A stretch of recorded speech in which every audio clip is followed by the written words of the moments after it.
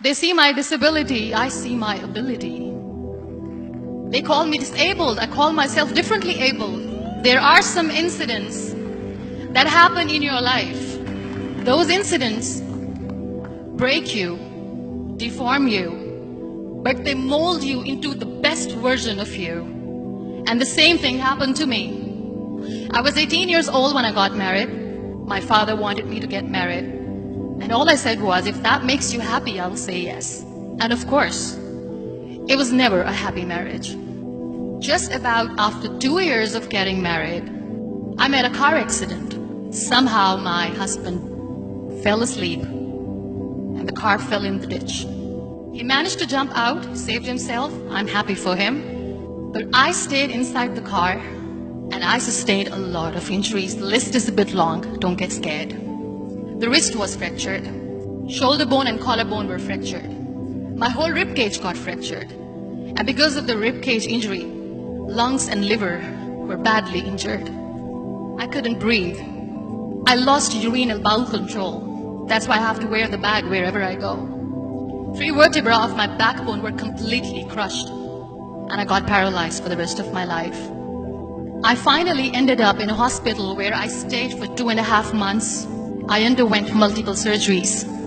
One day, doctor came to me and he said, well, I heard that you wanted to be an artist, but you ended up being a housewife. I have a bad news for you.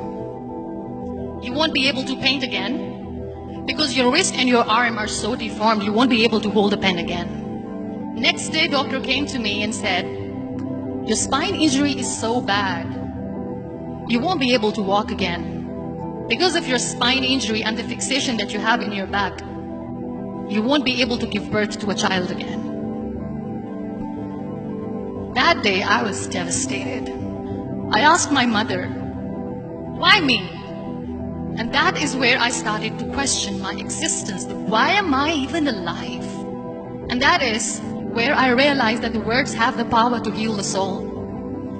My mother said to me, this too shall pass. God has a greater plan for you. I don't know what it is, but He surely has. And in all that distress and grief, somehow or the other, those words were so magical that they kept me going. One day I asked my brothers, I know I have a deformed hand, but I'm tired of looking at these white walls in the hospital and wearing these white scrubs. I'm getting tired of this. I want to add more colors to my life. I want to do something. Bring me some colors. Bring me some small canvas. I want to paint. So the very first painting I made was on my deathbed, where I painted for the very first time. It was not just an art piece or just my passion. It was my therapy. And then I was discharged and I went back home. And I went back home and I realized that I have developed a lot of pressure ulcers on my back and on my hip bone. I was unable to sit. There were a lot of infections in my body, a lot of allergies. So doctors wanted me to lie down on the bed straight for not 6 months, for not 1 year, for 2 years. I was bedridden, confined in that one room, looking outside the window, listening to the birds chirping, and thinking maybe there will be a time when we'll be going out with the family and enjoying the nature. That was the time where I realized how lucky people are. That is the time where I realized that the day I'm going to sit, I'm going to share this pain with everyone to make them realize how blessed they are, and they don't even consider them lucky. That day I decided that I'm going to fight my fears. We all have fears. Fear of unknown, fear of losing people, fear of losing health, money. We want to excel in career, we want to become famous, we want to get money. We are scared all the time. So I wrote down one by one all those fears. And I decided that I'm going to overcome these fears one at a time. You know what was my biggest fear? Divorce. I was trying to cling on to this person who didn't want me anymore, but I said no. I have to make it work.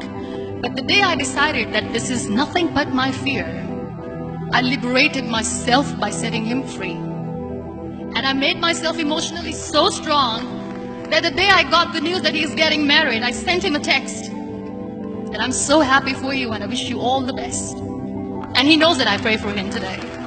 Number 2 was, I won't be able to be a mother again. And that was quite devastating for me. But then I realized there are so many children in the world, all they want is acceptance. So there is no point of crying, just go and adopt one. And that's what I did. People think that they will not be accepted by the people because we, in the world of perfect people, are imperfects. So I decided that instead of starting an NGO for disability awareness, which I know will not help anyone, I started to appear more in public. I started to paint. I decided that I'm going to join the national TV of Pakistan as an anchor person. And I've been doing a lot of shows for the last 3 years. I became the National Goodwill Ambassador for UN Women Pakistan, and now I speak for the rights of women, children. We talk about inclusion, diversity, gender equality, which is a must. Every time I go in public, I always smile. It's always a big toothy smile on my face, and people ask me, don't you get tired of smiling all the time? What's the secret? I always say one thing, that I have stopped worrying about the things that I have lost, the people that I have lost. Things and people who were meant to be with me are with me. And sometimes, somebody's absence makes you a better person. Cherish their absence. It's always a blessing in disguise. Live your life fully. Accept yourself the way you are. Be kind to yourself. Be kind to yourself. I'll repeat, be kind to yourself, and only then you can be kind to others. Love yourself and spread that love. Life will be hard. There will be turmoil. There will be trials, but that will only make you stronger. So when you accept yourself the way you are, the world recognizes you. It all starts from within.